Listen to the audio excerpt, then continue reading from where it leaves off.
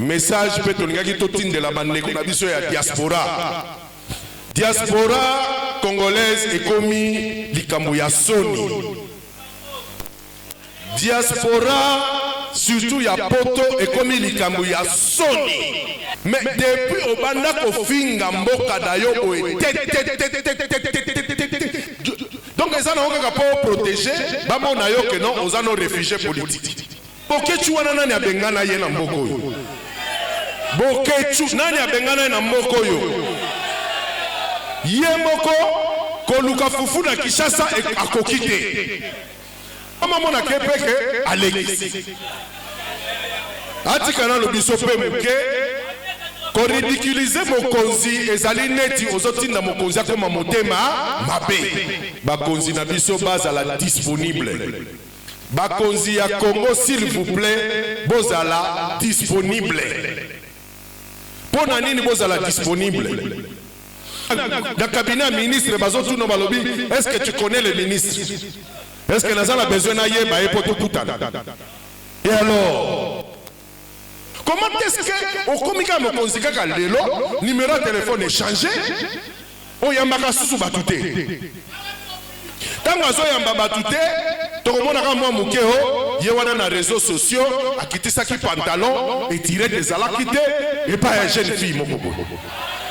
Accompagné de son collège est en train de faire son entrée ici. Donc nous annonçons avec fierté, avec honneur, l'entrée solennelle du président national, Jean-Paul Douboula Ilunga. Sous vos applaudissements, bien entendu, ils seront là dans quelques secondes. Je peux compter, je peux pas la détente. 8, 5, 6, 5, 4. Et j'espère qu'à 1, nous allons tous acclamer. 3, 2, et voilà. 1, c'est l'entrée du président national de la le camarade Jean-Paul Douboula Ilunga. Il est de l'ordre. Pour cette ambition, s'il vous plaît. Oui, c'est le travail de Berlin. Et avec honneur, président national de la parti, le camarade Jean-Paul Douboula Ilunga. C'est le travail. Et derrière chaque homme, il y a une grande dame. Merci beaucoup. C'est l'entrée du président national. C'est le président national. Et c'est madame. Comme nous disons derrière chaque homme, il y a toujours une grande dame. Il est accompagné du premier vice-président national, le docteur Richard Monadja, et du secrétaire général. Encore une fois, une dernière fois, nos acclamations, s'il vous plaît.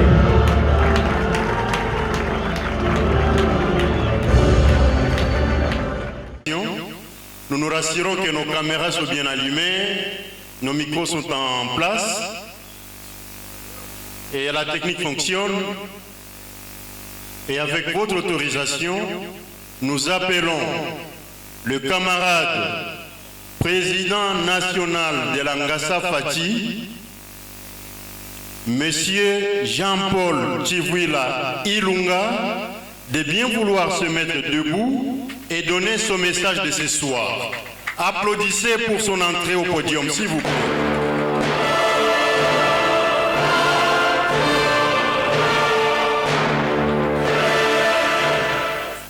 Vraiment, encore une fois, Bambote belé.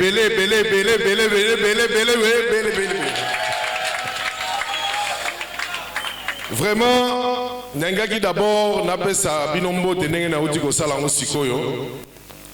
Botinagana lo balanga lingala, vraiment, pardon, parce que, vraiment, pardon. S'il vous plaît. Attention, on a le bakotoyo. Ah, voilà. Et puis, Nangayi Pena remercier Binonio Soyoboye. Nangayi Pena remercier Bakonzinyo Soyangasa. Vraiment, merci beaucoup. Nandenge Moutounioso, na oya province no ya Kinshasa pour s'impliquer pour que congrès n'abuse à la réalisable.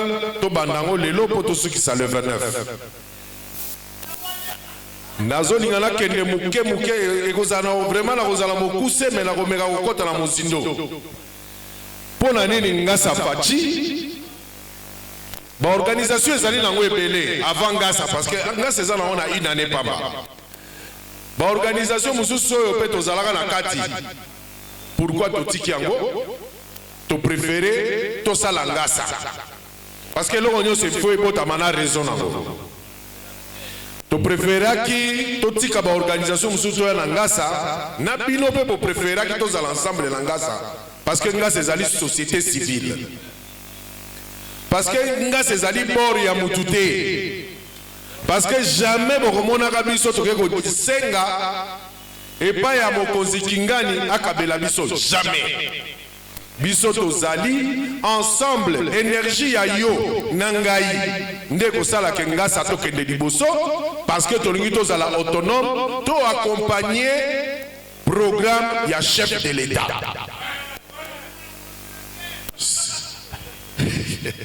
Parce que programme au chef de l'État zali nango ezali programme ya yo nangai ezali ya yete. Yango wana tolobaki tozala na kati ya ngasa pour que totindika sans que to chakala. Parce que kozaka bilo mususu otindiki ba chekala otindi mais oko chakala te parce que ngasa moyo chakala ezali te. Ensemble na ba alliés na biso nous irons toujours de l'avant. Alors ba partenaire na biso oyo que lelo basali pe ba déclaration to sepeli mingi mais to lingi que vraiment nzelo toza kozwa ensemble to bandango pe to koma na suka kokoma na biso na suka, c'est-à-dire que chef de l'État a réussi le programme na ye il y a 5 ans oyo. Ce qui a échoué c'est que ngai ngasa na biso nyonso wa to échoué. Programme wana na kaka moko bato bala kunki na tongo balobi mais bati yango bazo sala nini vraiment depuis à côté ki na bokonzi inane sikoyo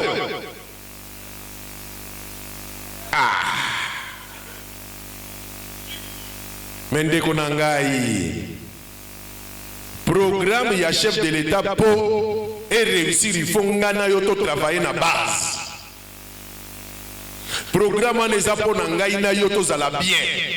Donc biso de photo banda ko tindika yesikoyo pour que ba oyo biloko a prometaki et comme la biso na base ba o baza ko tchaka ba calme vraiment ce qui ba mona na mwinda te to koluka ba torche peza ya milayi wana oyo kotaka tira mabulu ya ba makelele ce qui ba bata na mabulu ya makelele biso pe to yebi ko luka. Ah, poto moni ko nage nete simba kite. Baluka ki baboué, mais na libulo makele to kobimisa yo. Alors, nde angwana, toza ko senga que programme à chef de l'État est comme alikambo na biso, to sombango, et comme ya biso parce que biso ne tozali ba bénéficiaire ya programme à chef de l'État. Pour que toi accompagner sengeli to soutenir. Est-ce que programme ango tozo comprendre? Nde likambo tozali ko bunda nango lelo. Tozali na ba députés provinciaux, tozali na ba députés nationaux, batikala même pas ko expliquer na base na bango programme ya chef de l'État. Ezali passe. Ba konzi ebele depuis ba kota na misala, ba mikangela kaka na bureau.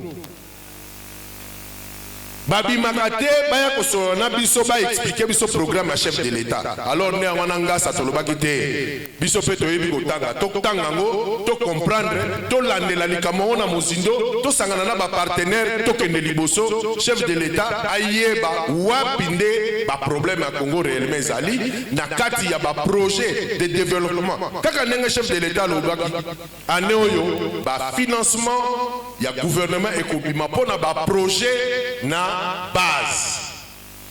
Bato bako exécuter ba programme ezali biso société civile. To fongola misu pote ba konziwana ba créer ba ONG na bango te na ba société civile. Ya mbangu mbangu po ba bimisa ba mbongo ba projet ba pesa ba société civile na bango. Ya lokuta bali ya mbongo wana babunga. Moi musique neti ya sotu mouton. Alors il faut tous aller kenge mbongo ya ba projet o effet que dans la population biso ba société civile ya solo nde sekeli toza na mbongo wana pour to exécuter ba programme. Eza bongo to bongo te. Voilà. Donc ceux qui toza distrait ba ko créer ba ONG na bango ya lokuta na ba ASBL ya lokuta bango bazu ba mbongo ba tie na poche. Histoire à sauter mouton, n'a rien à commentaire parce que tu es beaucoup d'un bon wango. Alors, biso tolingi ko travailler neti ba opérateur de développement. Pourquoi tolingi ko travailler neti ba opérateur de développement? Parce que to se retrouver na kati ya mboko yo, au voter mutu lelo a commis député. Ba nommé mutu a commis mandataire, a commis ministre, azobo sana. Mbongo wana bolobaka mbongo ya l'État. Congo ezana mbongo sambiso. Est-ce que Congo ezana mbongo samba congolais?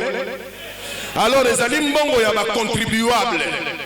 Est-ce que tout le monde a la vérité? Oh, l'argent de l'État. Quel l'État? L'argent des contribuables, c'est ça le vrai. Alors, au 5 biso le lot voté, on est député. L'autre comme député. Mais papa, bazo futa yo mbongo nanga. Oh, on a futa contribution nangai. Na futa ka TVA. Yango ne bazo futa yo.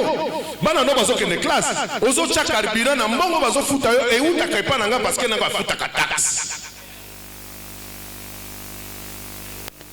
Mais après, Olobio n'a pas mbongo. De quel mbongo tu parles?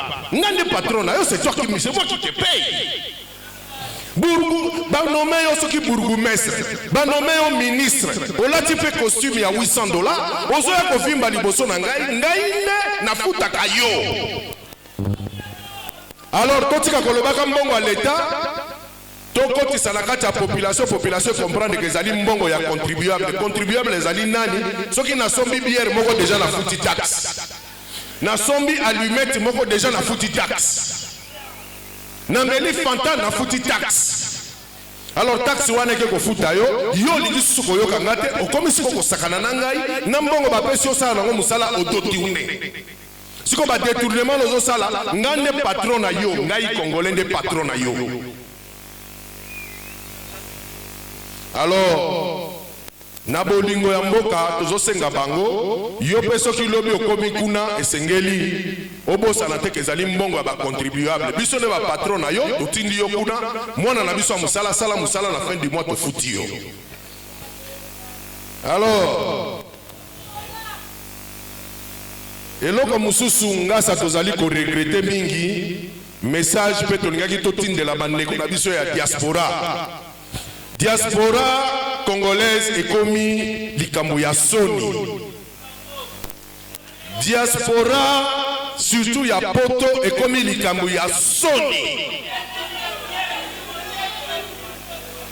Biso tozali kosala makasi.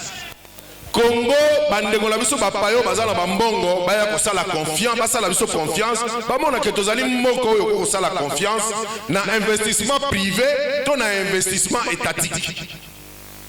Mais depuis obanda kofinga mboka dayo boye donc ezana okaka po protéger bamona yo ke non ozano réfugié politique. Mais bokechu wana nani abengana ye na mboko oyo bokechu nani abengana na mboko yo ye moko koluka fufu na Kinshasa akokite akipo akepoto akomi na poto depuis obanda kofinga boy non tokoma mona kepeke Alexis atikana lo biso pe muke ko ridiculiser mokonzi ezali neti ozotinda mokonzi akoma motema mabe. Est-ce que vraiment tu as un intérêt nini Félix Lelo akoma motema mabe toko gagner nini akoma neti baowana souci na bango ezali akoma neti baowana. Est-ce que bino vous êtes d'accord? Alors pour yango vraiment oh nyo sa yebi ndeko bokechu ayebi senano akangana no mbanga na ye mwa moke vraiment pardon 2020 oyo atikala no to vraiment pardon atikala no ata 2020 oyo vraiment mokonzi pas a moto azana li motema mabanga te akoya ko koma motema mabe tobo yango. Alors diaspora nyonso oyo azako lobela libanda azako banga kozonga na Congo c'est que azali incapable et pas na bino zoko koluka fufute kaka pas battu donc pas battu vivaka non na mendicité zonga epa na bino kende kobeta tour zonga kende kobeta tour zonga biso nyonso oyo ata baoyo tozali mpe na étranger tobandaka koya tokei toye tokei soki ozongaka te se koza na problème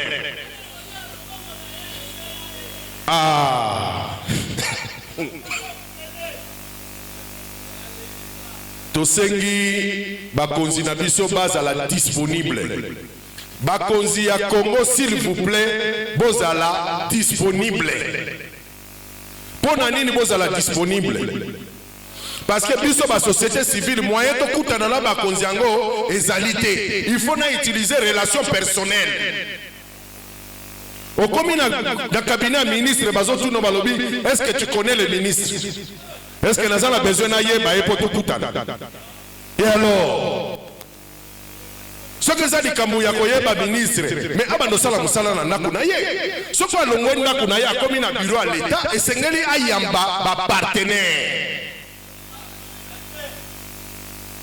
alors nde yango wana tozosenga ke badiminue bareunion na bango parce que bareunion bango basalaka na façon bamikangelaka ntina bitunaka na lobi me mosala yango ya ndenge nini wana bosalaka bobomaka bato. Comment est-ce que au komika mokonzi kaka lelo numéro de téléphone est changé o yambaka susu batute tango azo yamba batute tokomona ka mwa mukeo ye wana na réseaux sociaux akitisaki pantalon et tiré des alakite et pas une jeune fille moko boye on est asala musala on est asala musala.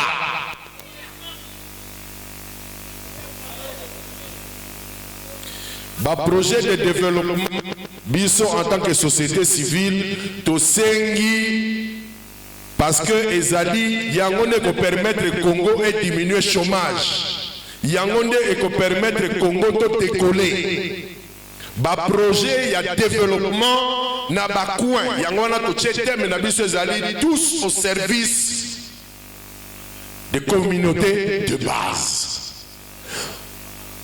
Le peuple d'abord est un malamu, mais il a un slogan politique. Nous sommes comme des acteurs de développement. Tout le monde a une communauté de base. La communauté de base est bandit dans l'avenue. Dans moi cellule. Déjà, nous avons 10 maisons déjà ezali communauté. Alors, ce qu'on a dit, on a vu ça qui chasse à 10 parcelles déjà, et en moins population. Quels sont les projets de développement parce qu'un projet de développement, c'est de l'emploi. Peut-être peut-être il faut à la société pour que ça va. Projet de développement, c'est de l'emploi très sûr. Jeunes, milieu, de manière indépendante, productive. Alors, les soucis dans les Aliwana, Mokonzi Mboka, Nabakonzi Mboka, Tiba gouverneur, ONG international, Tosengi Nabino, projet équita réellement, Nakacha communauté Nabiso de base. Botika kopesa bambongo ya ba projet o ezali superficiel o totikala koyoka te pe to mona kango pete mais on a dépensé si c'est 14 millions pour ba projet mais ce qu'on kei ko luka o luka ta place nini ba pesa ke ba jeune ba banda ko sala ta brique o ko kuta ta ezate c'est comme bongo ngo ba pesa ka banani.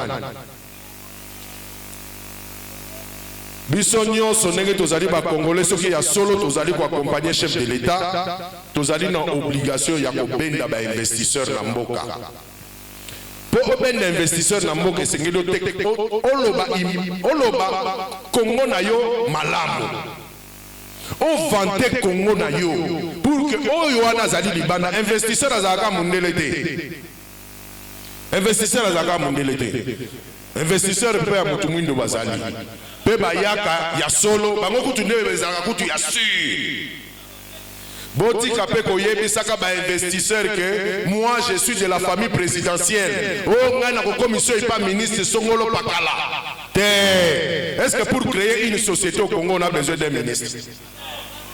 Est-ce qu'il faut mon ministre? Non. Kenya na yo na guichet unique. Yebisa investisseur na ya kene na guichet unique oke kotika ye afongoli société na ye na je ne sais pas na 2 jours afongoli société boluenda ko na bino bobandi makambo na bino. Botika biloko wana ya koloba il faut ka komona ministre. Bino pende bozoluka problème ya kanyaka. Parce que tant que nous avons un ministre, amoni yo ke yo yebi eloko te yebi eloko te na mboka na yo akosenga yo akosenga pourcentage parce que ozana nu ya kolala. Alors lisolo ya congélateur na moni professeur atikeli biso dossier et sengeli to bima na kati ya congélateur. Alors pona yango vraiment bandeko na ngai nazali lisusu na esengo makasi na remercier bino nyonso ndenge boyaki. À partir ya lobi tozo continuer misala siko na kati ya baatelier na bagroupe de réflexion oyo nyonso amoni ke azali na mwa eloko ya koya kobakisa aya kobakisa parce que document oyo tozo bimisa yango ne ko permettre biso na kanisi na bateve nano botikala komona ngasa accueilli na cité ya oyo ya président de la République te nano bomona te. Pourquoi? Simplement parce que biso tolingi action tolingi ko kende kuna te bla bla bla bla bla bla tolingi to memela e document oyo bino na biso to sangisi mayele ensemble to sali yango to élaborer et ko pesa biso nyoso makasi to kende ko déposer na jour to kende ko déposer il faut tout to zala 10 fois ko leka nombre to zali awa to memani biso nyoso ti to ke na cité de l'OUA to ke ko tikela ye kolela na biso tende to kende ko tikele to ke ko tikele ba solution. Parce que nous avons est-ce que vous avez formé président de la République? Il y a formé ministre, il y a formé pour gouverneur. Alors, c'est que Azala qui n'a biso et c'est que l'ito me melaye ba idée, oh y'a compris sa biso ba solution. Ce qui to me melaye ba idée te, ndenge ba misusu ba lobaka mingi mingi de médiocre. Mais ce qu'on peut si moninga ba conseil te ba idée te, c'est que yo moko posa médiocre. Tika ko lobaye médiocre. Alors, biso ensemble, dans le là, le 29, aux alliés n'attend, please, s'il vous plaît, les cas, même pour 1 heure, 2 heures du temps, encore une fois, merci beaucoup, merci, merci.